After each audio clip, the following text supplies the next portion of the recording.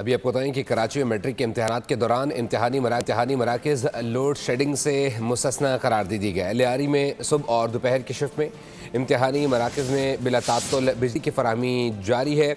मज़ीद जानते हैं मरियम हसन से। मरियम बताइएगा। इम्तहानात जारी हैं। इम्तहानात के दौरान के इलेक्ट्रिक ने तमाम इम्तहानी मराकज़ को लोड शेडिंग से इस्तिस्ना करार दे दिया है।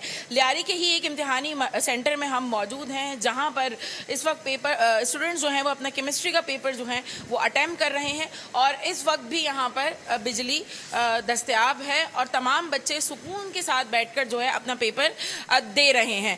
याद रहे कि लियारी में उमूमी तौर पर 10 से 12 घंटे की लोड शेडिंग जो है आम तौर पर की जाती है, क्योंकि इस इलाके से रिकवरी जो है वो ज़्यादा नहीं होती है और यहाँ पर लॉस जो है कि इलेक्ट्रिक की जानिब से ये बताया गया है कि वो काफ़ी ज़्यादा है। उसके बावजूद भी कि इलेक्ट्रिक की जानिब से ऐसे तमाम इम्तिहानी सेंटर्स में जो है वो लोड शेडिंग को इम्तिहानी वक्त के दौरान इस्तिस्ना दी गई है। स्टूडेंट हमारे साथ मौजूद हैं, उनसे भी जान लेते हैं पेपर देने के दौरान लोड शेडिंग यहाँ पर होती है या नहीं होती? नहीं, बिजली होती है, पूरा नहीं जाती है।